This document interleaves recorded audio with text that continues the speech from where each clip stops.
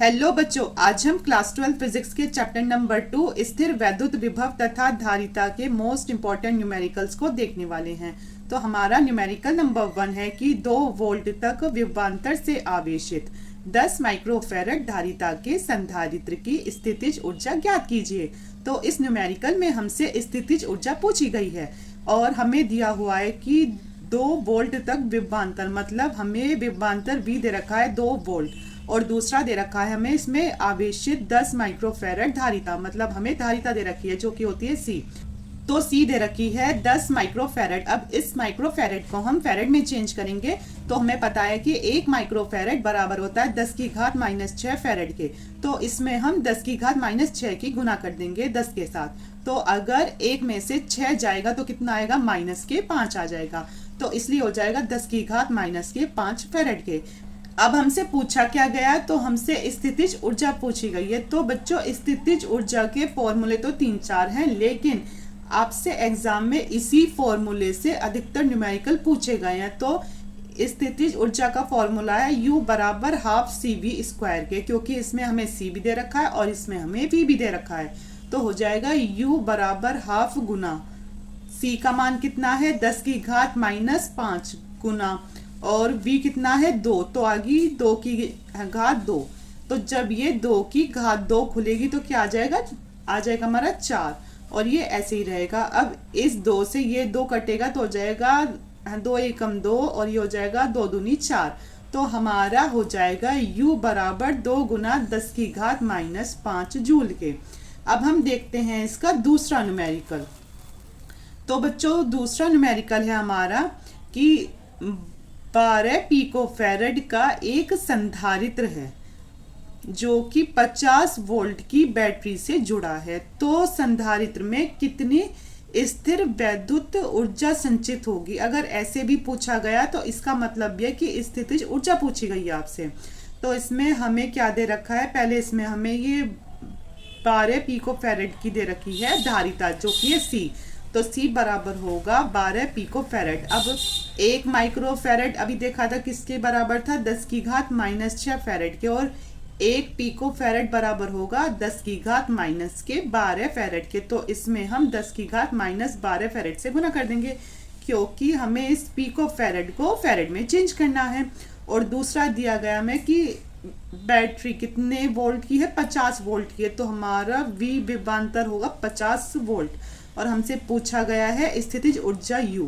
तो इसमें भी यही सूत्र लगेगा कि U बराबर हाफ CV², मतलब ये दोनों न्यूमेरिकल सेम है और ये एग्जाम में पूछे भी गए हैं। लेकिन सिर्फ इतना अंतर है कि उसमें दे रखा था हमें माइक्रोफैरड में, इसमें दे रखा है पिकोफैरड में। ठीक है, अब इसे आगे सॉल्व कर देंगे, हाफ हो जाएगा। C का मान कितना है, C का मान है हमारा 12 गुना 10 की घात -12 गुना, और इसमें B का मान है 50, तो 50 की घात 2 आ जाएगा।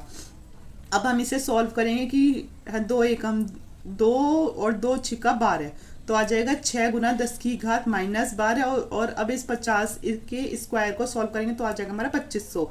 अब इसकी और इसकी आपस में गुना करेंगे तो आ जाएगा हमारा 15,000 गुना 10 की घात -12।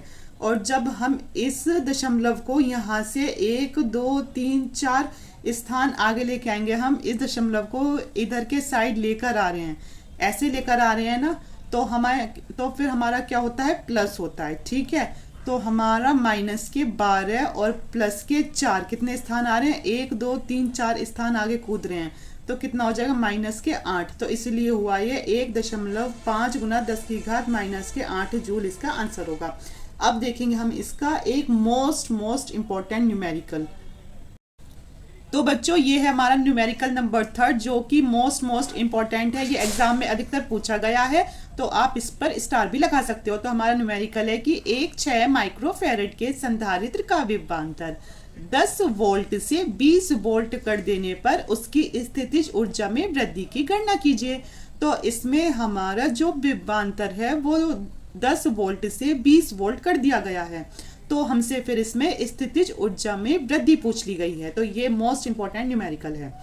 तो इसमें हमें C दे रखी है, मतलब कि धारिता दे रखी है 6 माइक्रोफैरड, और जो हमारा विभवांतर है वो हमारा 10 वोल्ट से 20 वोल्ट हो गया। तो हमारा V1 हुआ 10 वोल्ट और V2 हुआ 20 वोल्ट। तो हमसे पूछी गई है स्थिर ऊर्जा में वृद्धि मतलब डेल्टा U का मान।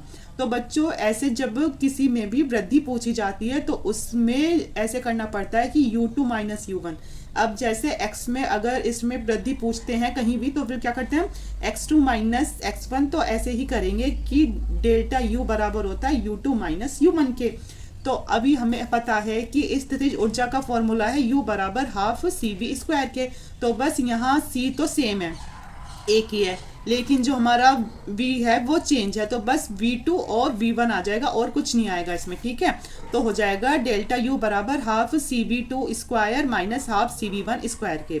अब हम इसमें से कुछ कॉमन आ रहा है, इसमें से हमारा हाफ हाफ C कॉमन आ रहा है, तो हमने ये इधर कॉमन ले लिया तो हो गया हाफ C कॉमन आ गया, तो अंदर बचता है हमारा V2 square minus V1 square के। और हमारा V2 का मान कितना है 20, तो आ जाएगा 20 का स्क्वायर माइनस V1 है 10, तो यहाँ आएगा 10 का स्क्वायर, ठीक है। और C का मान है 6, तो इसकी जगह रख देंगे 6, तो ये आपस में कट जाएंगे कि 2 एकम 2, 2 तिया 6 हो गया, ठीक है। तो अब हमारा यहाँ बचता है ये 3, तो हो जाएगा डेल्टा U बराबर 3 गुना 400 माइनस 100।